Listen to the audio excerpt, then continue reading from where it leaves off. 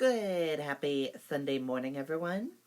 I'm Riley King, and welcome to this Sunday morning edition of Politics with Riley King.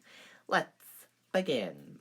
First up, Shaheen says she will not be intermitted by TV mail ads opposing ban on surprise medical billing.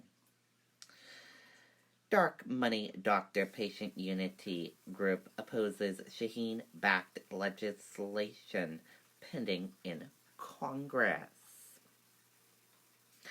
Senator Jeanne Shaheen said Friday she will not be intermitted by a secretive group airing ads on television in New Hampshire and across the country, calling on members of Congress to oppose pending legislation to reform in practice of surprise medical billing.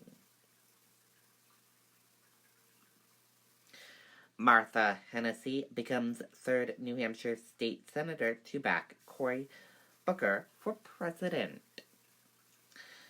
Hanover Democrat says New Jersey senator has shown authenticity, compassion, ability to unite nation.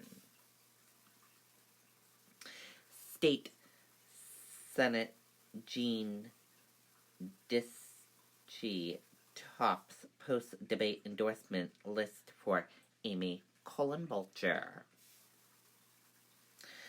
First-term state Senator Jeanine Dischy of Peterborough heads a list of new Granite State endorsements for presidential candidate Senator Amy Klobuchar following Thursday night's debate in Houston.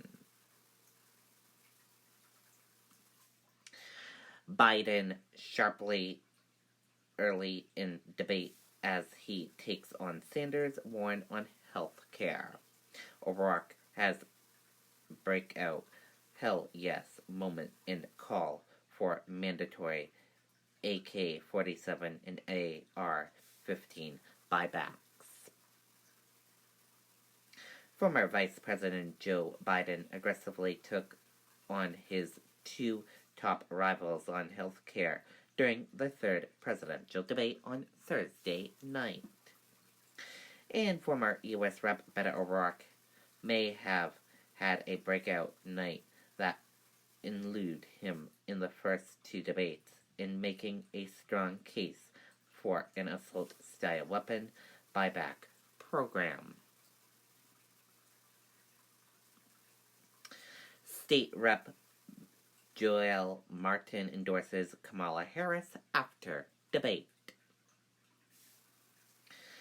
Impressed with Kamala Harris's performance in the Thursday night debate, second-term state rep Joel Martin of Milford endorsed the California senator, calling her truant and the absolute best candidate to take on Donald Trump and lead our country forward. 2020 candidates back on campaign trail after debate. Let's take a listen to that video from ABC News.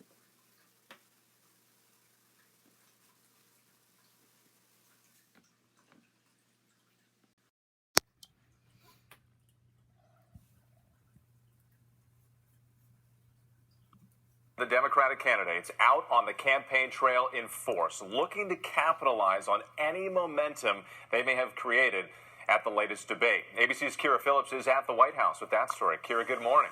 Good morning, Whit. Well, the latest average of polls still shows Joe Biden with a considerable lead, but his closest opponents definitely smell blood in the water and continue to strike whenever they can.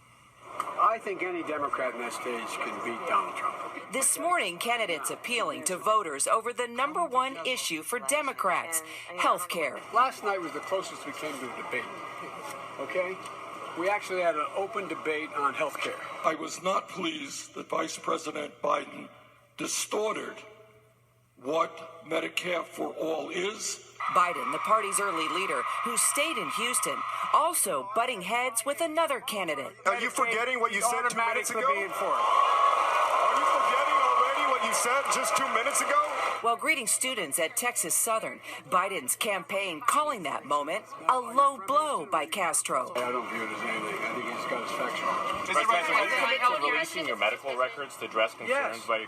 I don't have what the hell concerns, man. You want to wrestle? Other candidates like Kamala Harris, who had memorable quips like this, And now, President Trump, you can go back to watching Fox News.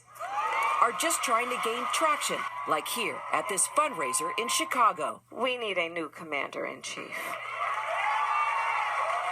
And then there's Beto O'Rourke and this dramatic moment talking about gun control. Hell yes, we're going to take your AR-15, your AK-47. We're not going to allow it to be used against our fellow Americans anymore.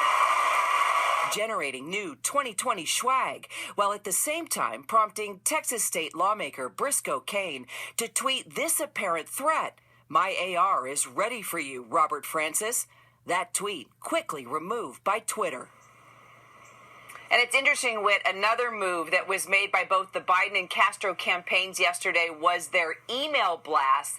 They actually mentioned that healthcare exchange where Castro challenged Biden's memory, and then in turn, Biden's campaign called it a low blow. Well, they appeared to capitalize on that by mentioning that standout moment in the emails, and then they added a link to donate to their campaigns. All the campaigns spinning and trying to make the most of it and get some momentum out of it. Kira, I also wanted to ask you another developing story that you're following as well. Congressman Adam Schiff, the chairman of the House Intelligence Committee, issuing a subpoena to the acting director of national intelligence. That's right. Chairman Schiff actually raised concerns about whether the Trump administration is actually trying to prevent a legitimate whistleblower complaint from reaching Congress to cover up serious misconduct. That complaint is said to involve potentially privileged communications by people outside the intelligence community, and the subpoena required the acting director of national intelligence that you saw there to produce all records concerning the complaint, or he could soon face a full committee hearing as early as next week, and we will definitely follow that. Absolutely. Kira Phillips at the White House. Thanks so much. Okay, and there you go on that video and that report. And that did it for this Sunday morning edition of Politics with Riley King. I hope you all have a great rest of your Sunday, and I'll see you back here next Sunday for another edition of Politics with Riley King. Have a great rest of your day, everyone, and see you back here next Sunday. Bye.